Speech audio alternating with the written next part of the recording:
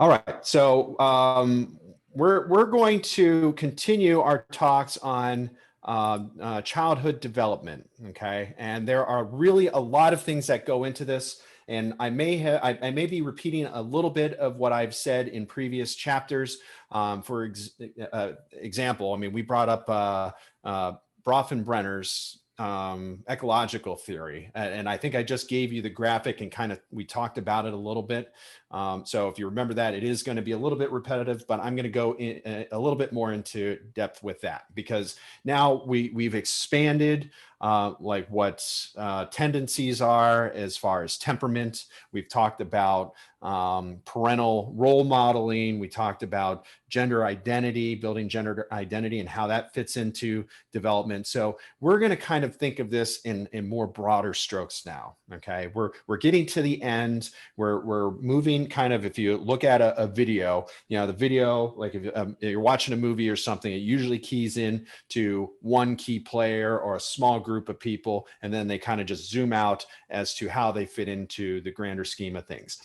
And that's kind of what we're going to be doing today as we finish off our lessons with this book. Okay, so I kind of want to take a moment today to talk about two things, and the first of those is Bronfenbrenner's ecological theory, which I'm going to share my screen now.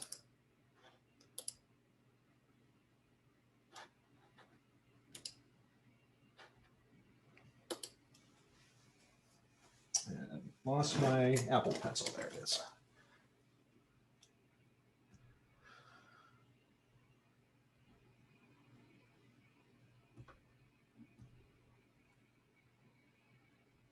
All right.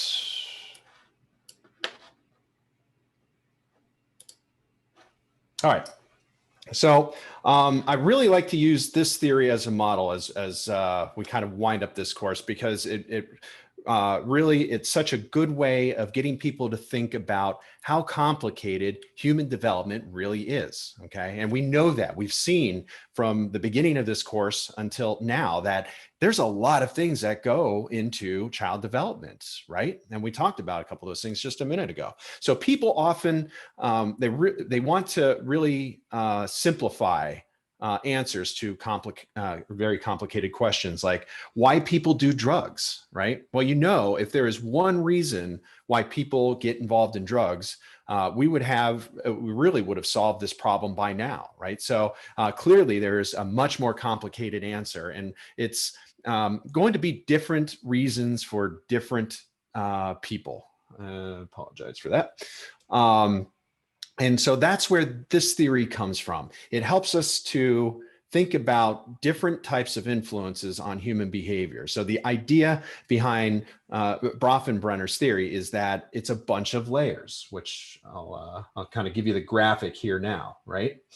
And depending on, I think your book gives you a couple extra layers outside of the macro system, but we're going to kind of just talk about each one of these as we go through it. So you start with the person in the middle, right? In this case, it's a baby sitting on the floor, the individual, right? And from here, we kind of go to the more immediate, the immediate context, and then out to the bigger picture. So in the middle, we have the individual, their age, their sex, do they have any special needs, anything like that, right? That's at the individual level.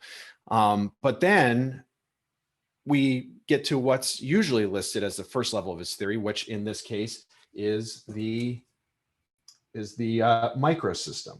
Okay, I'm going to use a different color here just to kind of, because there's a lot of blue in here. All right, and these are your immediate environments. So for the child, this could be their school, their peers, or their family. Who do they live with or interact with? What really is their relationship with those people? Do they have supportive teachers? Is the parent feeling stressed out by money? Are the parents fighting? Is the child being bullied? So on and so forth, right? So that really explains a lot about the direct influences on this child. And that carries with them. That could be affected by many, many other things. And where they are secure in this individual level could really play positive roles and negative roles as they grow older, right? So again, kind of going back to Erik Erikson's 8 stages of development, right? If at this level, if they don't have a secure environment, that could set them up for failure at the microsystem or mesosystem and so on and so forth. So it's very vital that we look at the individual and we look at the microsystem, right? And I'm going to kind of interchange. I'm going to go back and forth between children and adults in this because it's kind of helpful for us to understand how we expand as we get older, right? As a baby, we start off at the individual. We don't really worry about the microsystem because the child is just surviving. They come out crying. They come out with needs. They want to poop, sleep, and eat. Really, that's all they want to do. That's at the individual level. And then as they start engaging in play and communication and babble and all that stuff, now we're looking at the microsystem. And equally, as they grow a little bit older, they start getting into school systems. Now we're learning new values. So we may have extended family that are starting to influence us, and that would describe the exosystem, which we'll talk about here shortly.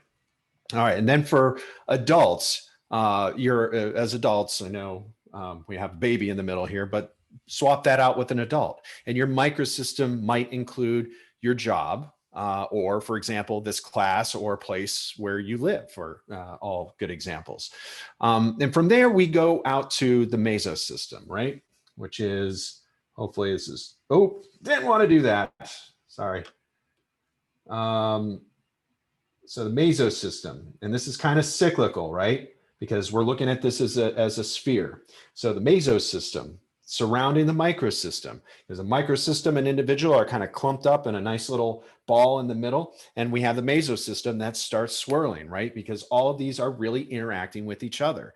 It's not really clearly defined in this graphic, but the mesosystem is just the relationship between your microsystems, okay?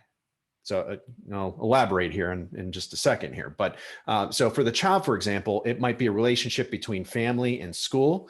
Do the parents get along with the teacher, right? So not only are we looking at the parents getting along together or siblings getting along together, we're now expanding that to outside influences. So parents and teachers get along. Do they trust their teacher? Right? Back to trust versus mistrust. Do they feel comfortable going to the teacher if there's a problem, or is there some kind of separation anxiety that they don't trust strangers or people outside of their microsystem?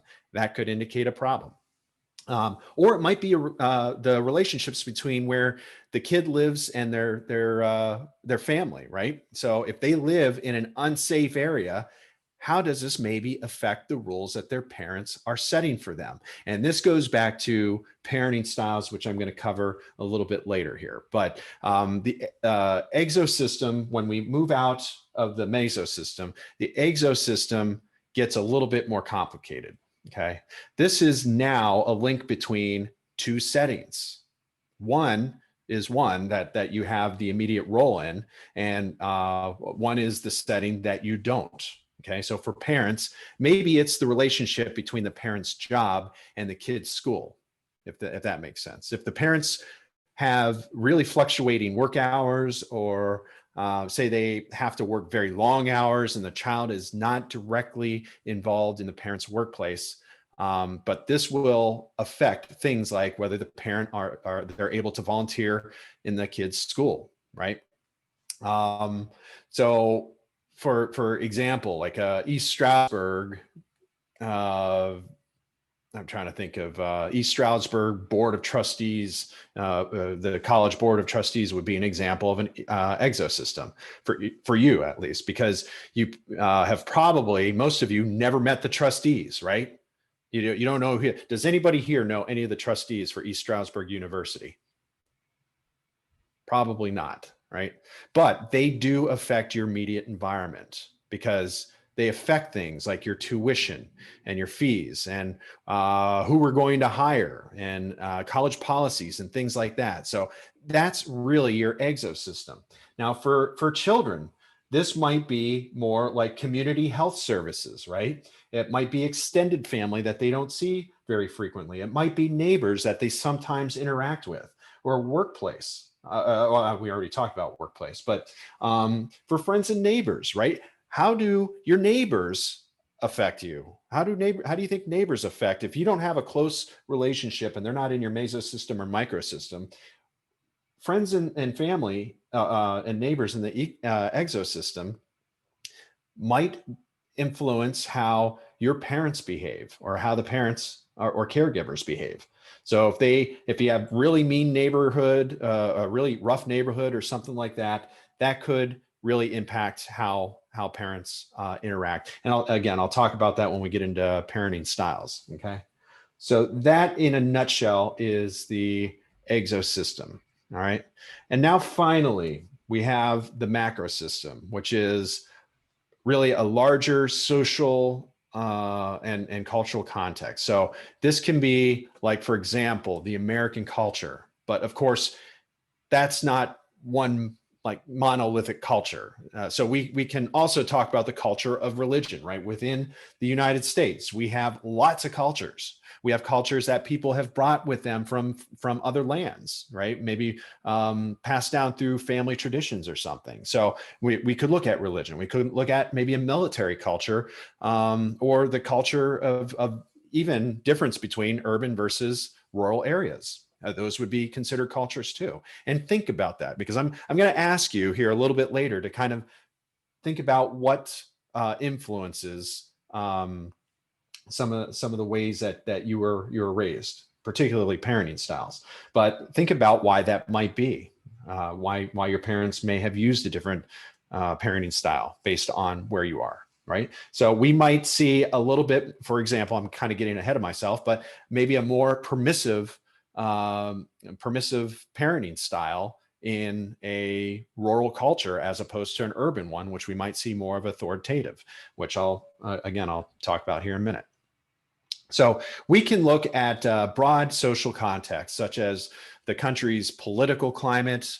And then finally, just to make the whole thing more complicated, we have the Chronos system. Okay, now I don't have it really depicted here, but the Chronos system, which is really kind of a third dimension element of this image. The Chronos system has to do with role of time. All right. Part of this relates to when events occur in a person's life. For example, we can talk about how people are typically affected by becoming parents, but the effects are, I mean, they're very different if somebody becomes a parent for the first time at the age of 16 or 26 or maybe even 38. The other element of the Chronos system, and I'm going to kind of just draw some depth in here because these don't happen. These don't happen just kind of, these aren't just solid walls. Oops, I did it again. Erasing things I don't mean to. These aren't solid barriers. These aren't solid stages. We kind of ease, we're very transient in between these, but identifying where like our laws are part of our macro system and our family is part of our micro or meso system is very important, because that kind of lets us know, especially when you get into mental health or some kind of like child development, what we need to work with as far as our support system, what's broken. Okay, so that's why it's important to identify these. So for example, somebody who is in their 40s today might have different views about money and different spending habits, right? Compared to what today's 20-year-olds will do when they're in their 40s. It varies over time, right? Laws change, right? So we can't really say that our behaviors or our worldly views are because of laws that were, back in the 50s and 60s. So that's going to be because of changes in general cost of living, expectations, costs for saving for retirement. Retirement, for example, used to be an important thing that people strive for, and it is today, but it's a little bit different. You don't work for companies for 50 years and get retirement. So things like that change over time. So we have these layers which start at the middle and they kind of work out, but it's important to remember that they're not always nice, clear divisions between one layer and the next. So as one example, let's look at someone, for example, let's see, let me get another. So we have, I'm going to put this person, they're smiling, they're happy, their arms in their air. They're, again, I am not an artiste. Sorry that that person is not flicking you off, I promise you. So let's look at somebody who is starting college this year, okay? Many of you are in this role, right? And we can think about what might affect that person's major and their odds of success. At the individual level, we need to look at intelligence, right? What are they apt to doing? What are their odds of success? Okay, so IQ and success at an individual level. But that's not enough, right? We could have somebody that's really, really smart, and maybe they're poised for success, but they don't have the right tools and the right support around them, right? And we're going to kind of move out to. So that's the individual level. When we're looking at intelligence, maybe it's personality. It might be personality type. If somebody is a little bit more defiant, that might equate to less chance of success. So at the microsystem level, we would look at what majors are even available at the local college and whether that person can afford it, or if they're able to go elsewhere if they want, right? So in the the meso system, we're looking at majors, right? We're looking at money, because that's going to be important. And we're looking at availability. We hear that a lot. We hear that growing up. The reality is, many of us probably could be excellent doctors. Can we afford to go to medical school, right? It all comes down to our meso system.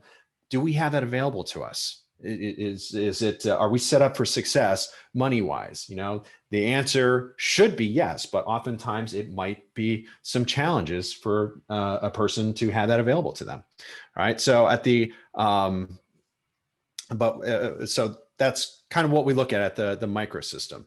But then we have to look at the larger context, looking at, I'm sorry, that was the micro. I think I said meso. So at the microsystem, at the mesosystem, we might want to see whether that person's family or their employer will be supportive, right? So do we have support? Okay, so this is, I'm going to label these micro, individual, and we'll call this meso. All right. So are they going to be supportive? If their employer is constantly changing, maybe some of you can relate to this, constantly changing work hours, right? That might be a problem. That person might be less likely to succeed regardless of their intelligence or their motivation, right? They may have what they need. They may have the availability, but if their work system is not providing that, that could be a big problem. So support, from either family, work, or what else? Maybe even peers, right? Are peers going to be supportive in the meso system? We could even consider that, right? So at the exosystem, kind of moving out. So let me write this. Oops, yeah, exosystem. So moving out. Oh, I'm sorry. I'm getting ahead of myself. Oops. I think I missed. So no. That was right. I'm sorry. So exosystem. So at the exosystem, um, we might look at whether state legislator has slashed higher education budget, for example. So what are some of the laws and policies that government or even the school, right? Maybe they have strict SAT scores, for example, or guidelines or something, or some kind of criteria that they have to meet to get into there. That might affect that person's success. Okay, so that's at the exosystem. And then the macro system, it's the larger cultural context that we want to know if this person's culture or subculture group view education as being worth it, right? We're kind of facing that right now. A lot of jobs and opportunities, well, maybe not at this moment, given the pandemic, but maybe there are a lot of jobs and opportunities that don't necessarily require getting out of school with a large amount of debt. That's a real choice that many people are making right now. And the answer is they can. They can be very successful as a writer or as an artist or as a working. I think Pennsylvania is working on the gas pads. There's a lot of money to be made in there. Obviously there has to be some balances as far as long-term goals, but for the most part, people are making those decisions. So is college worth it? And that's at the macro system level. Okay, so we're looking at cultural views.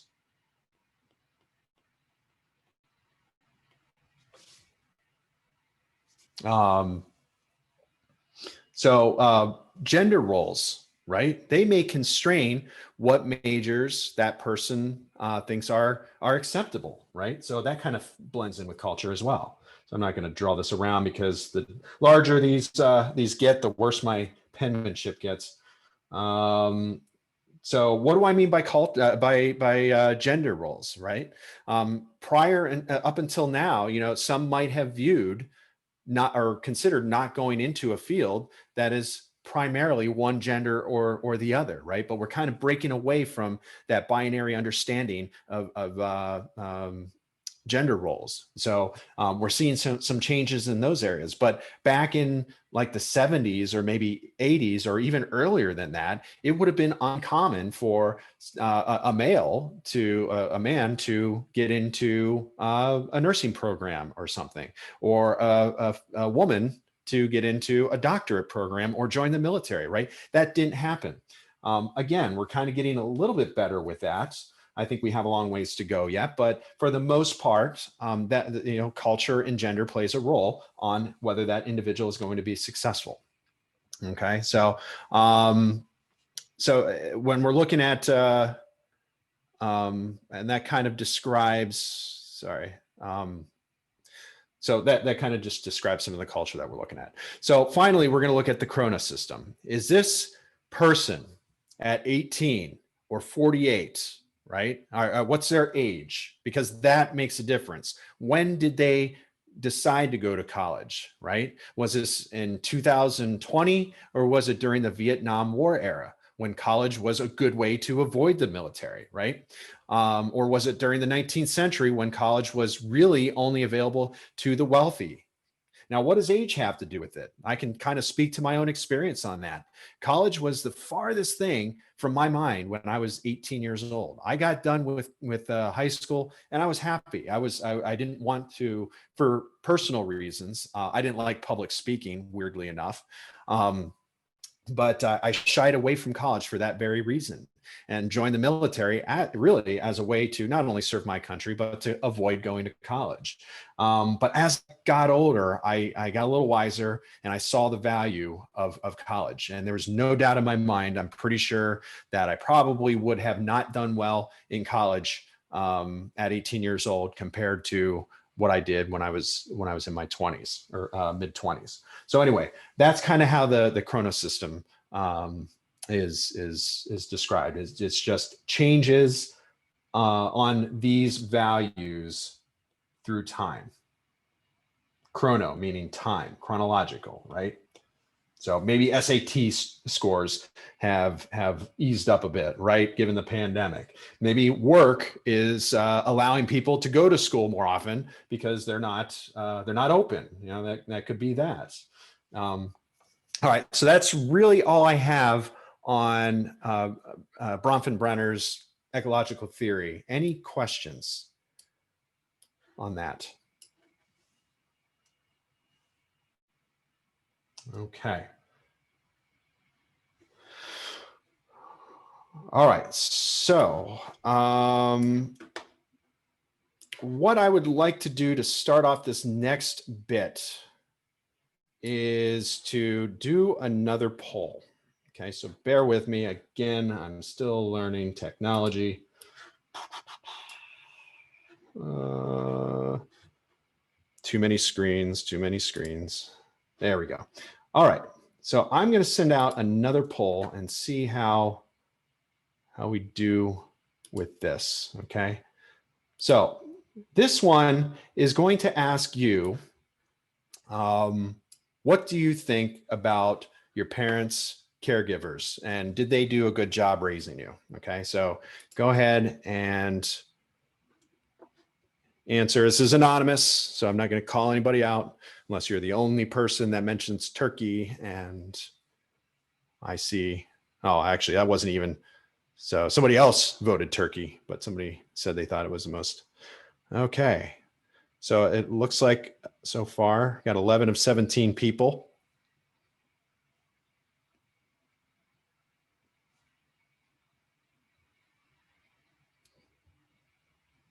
I voted for apple pie if we want to be specific. Okay. Thanks, Jess.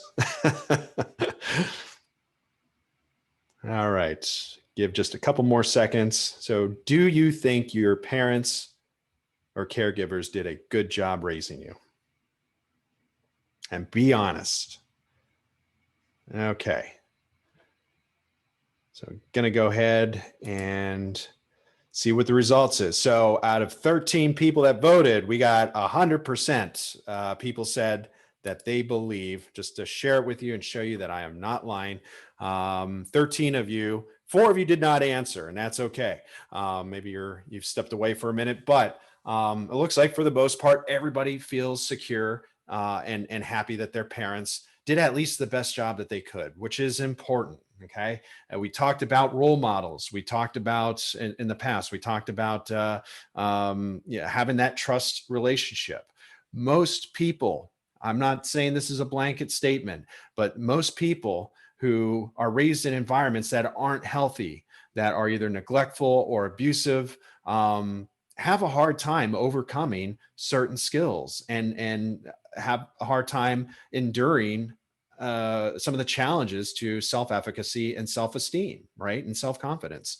So I'm glad to hear that everybody in this room feels like their parents did the best job that they could. And they feel like they got something positive from that. If you didn't, that doesn't mean that you're limited. That just means that you've had challenges that you've overcome. You've had maybe some trust issues that you've needed to kind of build up through some other kind of external influences, which is awesome. Okay. So I'm not downplaying, sometimes people get into really bad situations or land in bad situations, none their fault. And that's kind of important for many of you that are going to be educators or counselors. Pay attention to that. Kids that land into bad situations, you're right, they may have some choices that they can make to make their lives better, but think about it. They were never really given those tools. So, and that's kind of what we're doing, is figuring out a way. First of all, what is the problem? Where did the problem stem from? Okay. Home environments, school environments, culture clashes, right? where does the problem stem from, and what can we do? What kind of tools can we provide to either that child or that family, really, is what it comes down to, fix that issue, okay? So today, specifically, we're going to talk about, parenting styles. Okay, so I'm gonna stop sharing this with you. And I got one more poll at the end of this because it's kind of a quiz. I just wanna see how everybody answers this. All right. So let me once again share my screen. Share.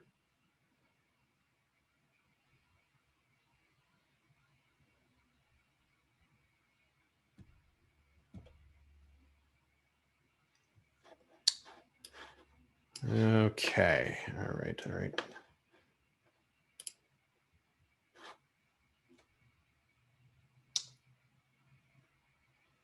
Oh, there we go.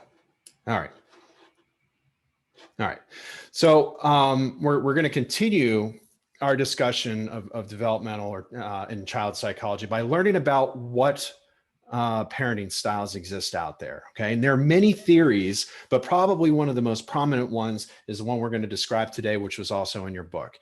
And we're specifically going to answer which way of parenting and which style is really the best. Okay. There's no real right or wrong answer as far as how we're raised, because there's always going to be a certain blend.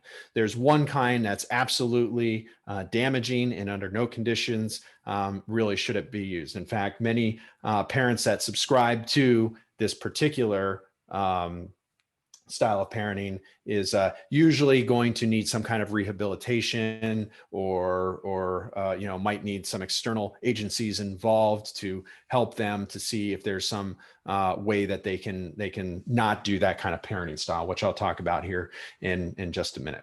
Okay, so we're going to really which style of parenting leads to the best outcomes for children long term. That's what we're looking at today. So parenting style refers to the standard practices and strategies parents use in their child rearing. Okay, so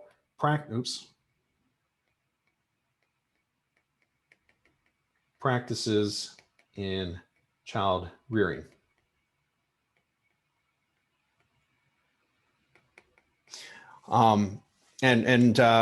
Really, more importantly, parenting styles, they vary along two dimensions.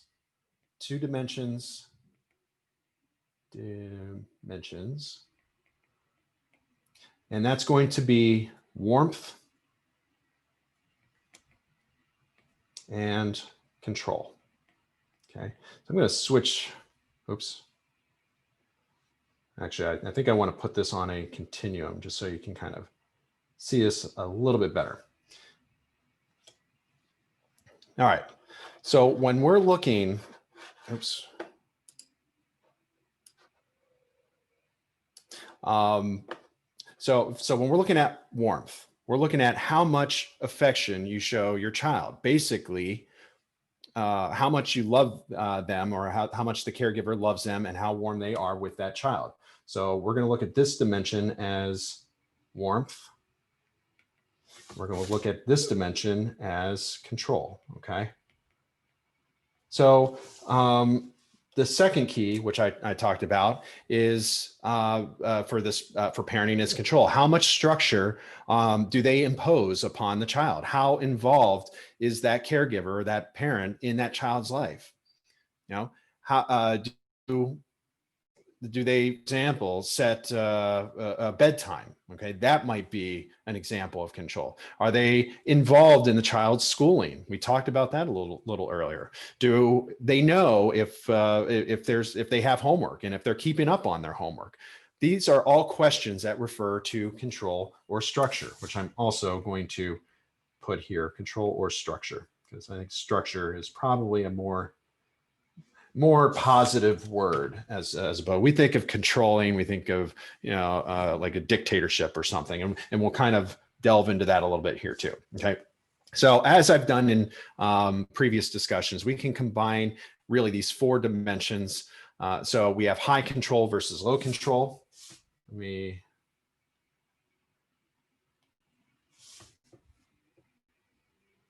So high control versus low control. And we have high warmth versus low warmth, right? Remember how accepting is that caregiver for that child, and we can really combine these in a way that creates our 4 different parenting styles. Okay, and so I like this graphic. So let me walk you through those. I'll start by giving you the terms first, and then I'll specifically go through the definition of each of these parenting styles, and I'll give you some examples of what they would look like in the real world. So the first one we're going to look at is authoritative. Okay.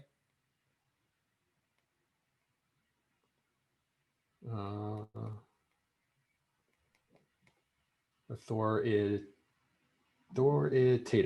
Okay. So authoritative parenting. Don't confuse us with I'm sorry.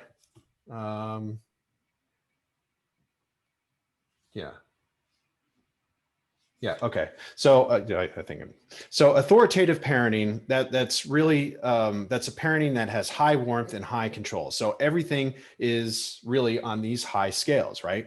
High warmth, high control, very loving, very affectionate, but also lots of structure. Very important there.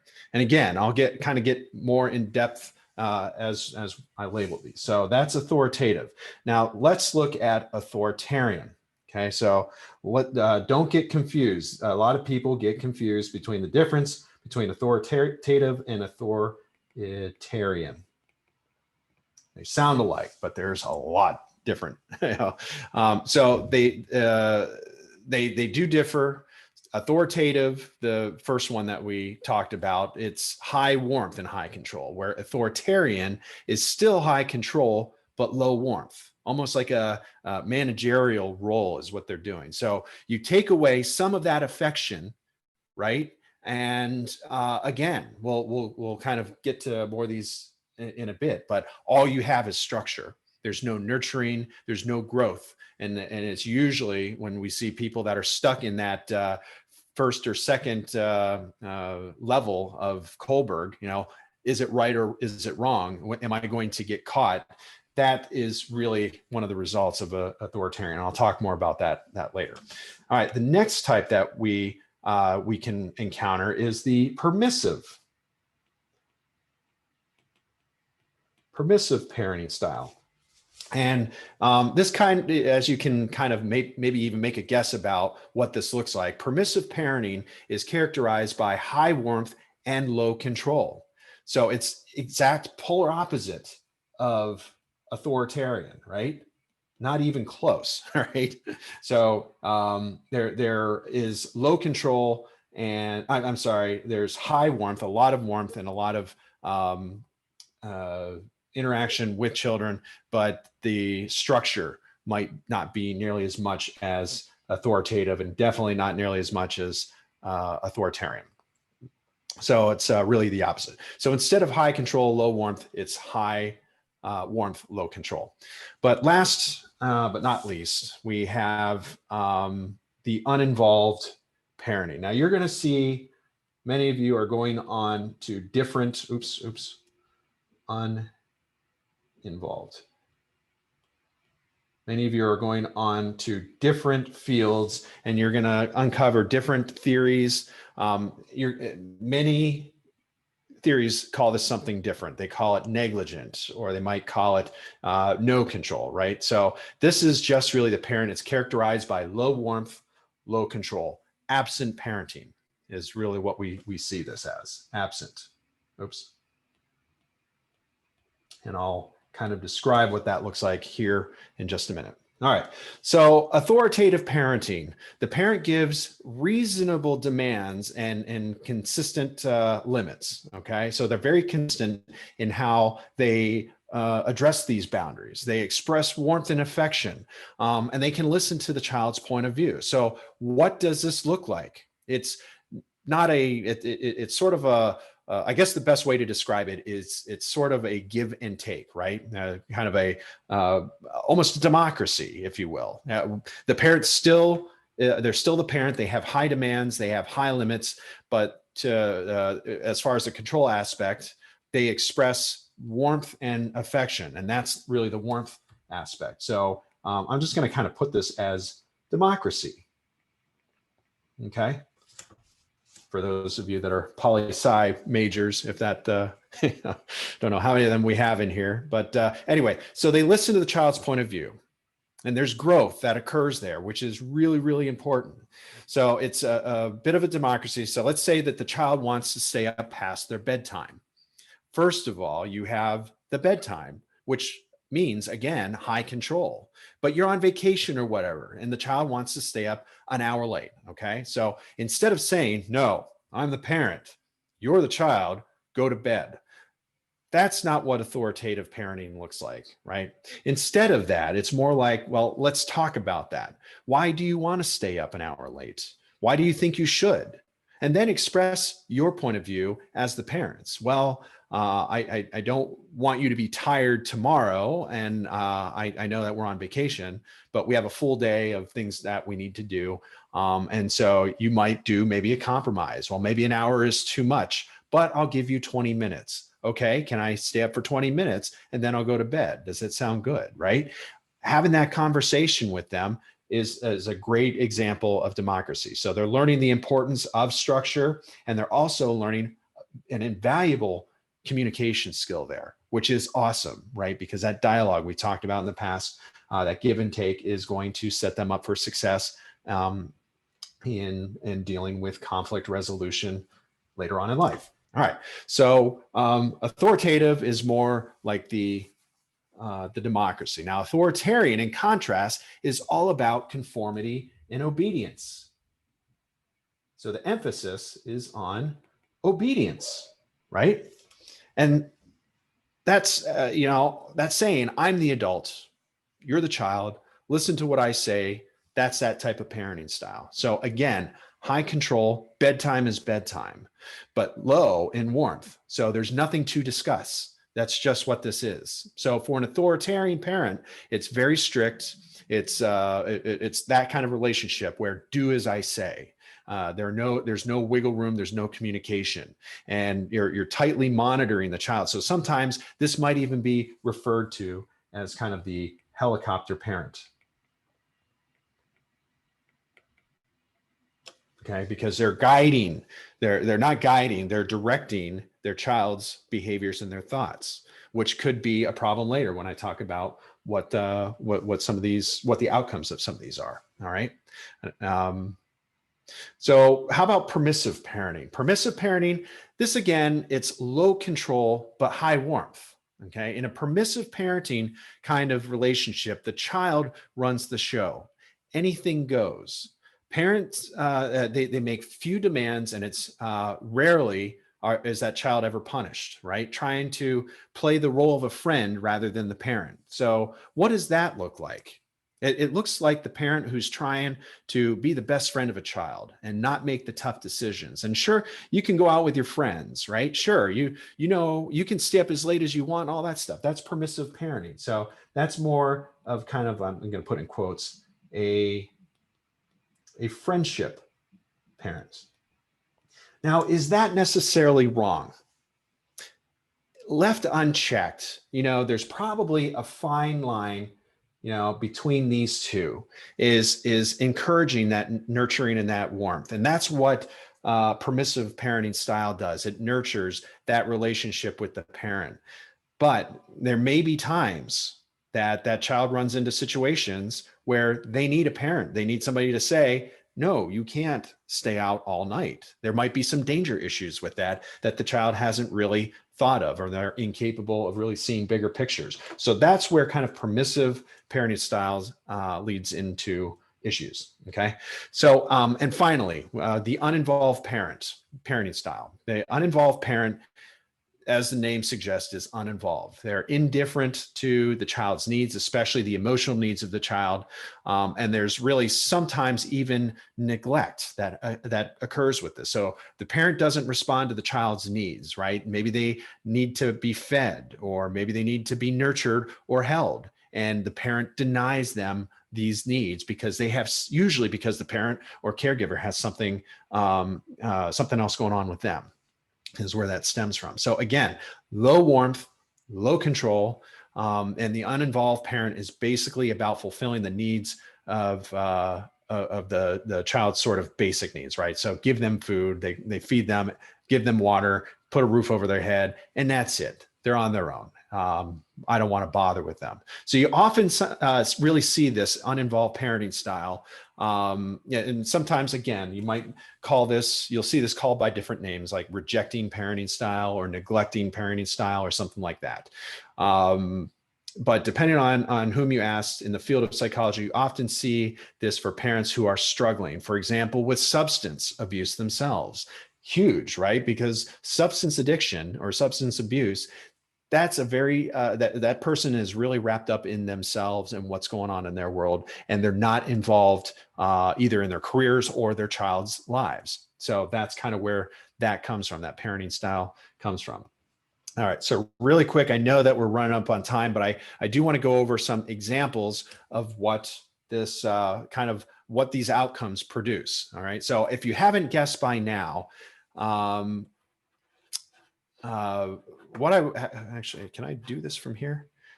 What I'd like to do while I'm going through this is I'm going to send out another poll, okay? And let me know which parenting style your parents used, okay? And again, this is anonymous, so you can be as honest as you want. So the outcomes. Now, authoritative parenting probably is the best, right? It seems to be the balance of really all of these. It leads to the best outcomes for the children. Authoritative parents tend to have kids who end up being sort of self-assured. They have high self-esteem. They do great in school. They have great social skills, and they are less involved with drugs and alcohol later in life. Those are the statistics on that. So this is really the best type in the American culture, and I'm really emphasizing American culture because it does matter. I'll get back to that in just a second. So the next one that we discussed was authoritarian parent. Again, low warmth, high control, authoritarian parents. They lead to children who have a lot of anxiety, who tend to be pretty withdrawn and overall pretty unhappy. However, there is a cultural difference here. In America, this is definitely what we see, okay? But in other racial or ethnic groups or in other cultures, it's been shown that authoritarian parenting can be as effective as authoritative parenting. How can that be? Now, after everything we just discussed, how does obedience and helicopter parent wind up helping? So, for example, let's use Chinese Americans. It's been shown that in a lot of psychological studies, you can see that the parents can either be authoritative or authoritarian, and children turn out to be just about really the same. And it's been shown that if you live in a dangerous environment like downtown Philly or downtown New York, like literally a dangerous neighborhood or bad neighborhood, authoritarian parenting might actually be better because of how strict it is, and it literally keeps kids off the street and keeps them out of harm's way. So it does have its merits, and again, kind of blending that nurturing and that conversation into it is only going to be beneficial to the child and learning how to resolve those conflicts and talk about their emotions. When we talked about that in other lessons. So let's get on to really the other two and probably less arguably good. And kind of caveat that, but permissive parenting, for example, this often leads to children who lack self-discipline. Unsurprising, it's because you're letting them know, you're not letting them know what you want. And it's associated with poor academic performance. It's also associated with risky behaviors later in life, right? So What do we mean in psychology when we say risky behavior? We mean things like alcohol abuse and substance abuse or unprotected sex or something like that. So permissive, again, it's taken away from the structure, and we live in a very structured environment. We have to follow rules. We have to get up for work, and having a permissive childhood or permissive parenting style in childhood could take them away from understanding what that structure is and not instilling discipline with them. Okay. Last but not least, the uninvolved parenting, or rejecting, neglecting parenting, depending on whom you ask. This leads to children who are emotionally withdrawn. They might be fearful, they might be anxious, they tend to perform very poorly in school, and they're really, really at risk for substance abuse later in life. So if you're a parent and you're thinking about, or you're working with parents, this would be a good question. This would be a good thing to kind of bring up with them, is how can we balance this? Now, I'm going to kind of kick this out to you. That's really all I have as far as my lecture goes. But why do you think parents might adopt a certain parenting style over another? Where does that come from?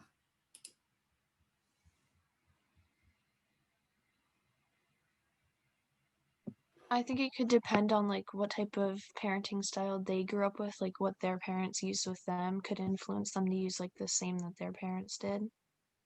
Absolutely, 100% correct. That so our environment growing up and what we learn. Remember those role modeling, the parents' interaction with each other, and the parents' interaction with the children. That goes a long way. So it would be great. And I kind of asked these questions. I asked if you felt like your parents did a good job with parenting. And I'm glad to see that, we had 12 out of 13 people that responded. Nobody responded uninvolved, which is good. Chances are somebody that might have an uninvolved parent, again, they're going to have some significant obstacles that they have to overcome to be where many of you are today. And I'm not, and it's not a judgment thing. It's not saying that people that have had uninvolved parents aren't going to be successful. They can be, and oftentimes they are, but it usually requires some kind of therapy or some kind of education or guidance to get them through some of the things that they were lacking when they were growing up. Okay, but it looks like for the most part, a majority of you. Oh, let me end this poll. Oh, we got 13 out of 13 people. Okay. Looks like we lost some people along the way here, but it looks like for the most part, authoritative had won, which is excellent. Authoritarian. Okay. So everybody, I'm going to ask this because everybody reported earlier that they thought their parents did a pretty good job. So those of you, if you're okay speaking up about it, why authoritarian? And what way was that successful for you, do you feel?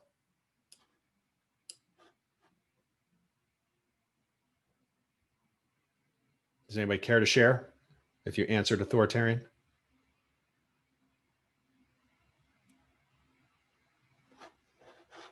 Okay. And if you don't want to share, that's okay. I'm just curious as to how you feel that parents were successful with you and you identified as their parenting style as authoritarian. How about somebody that didn't answer that? Why? I think we talked about that. Maybe it was a safety issue, right? Maybe it's where they lived. That authoritarian, they had to have parents that were a little tougher. Okay, that can be a positive thing if done correctly. How about permissive? Does anybody? I had a couple people answer permissive on there. Do you care to share how you feel that permissive was a positive parenting style for you?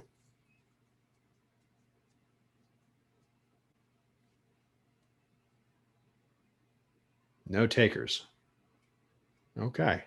All right. And again, there are many situations where permissive might be a little bit better, and we might, it might be just on that cusp of permissive, probably over the line of permissive, but I'm guessing that if you thought it was a positive thing, then there was some level of structure in there. So where I usually see a lot of permissive type of relationships, and you don't have to answer if you don't want to, is where the parents are maybe a single parent. or they have only one child, a single parent and one child, usually we see that friendship build, you know, because that's all you have. That's all that parent and that child have are each other. So usually we see permissive relationships, permissive parenting styles in those types of relationships, which again, you know, that it still envelops trust. And you know, if the parent sometimes has to say no, there might be a power struggle in there somewhere,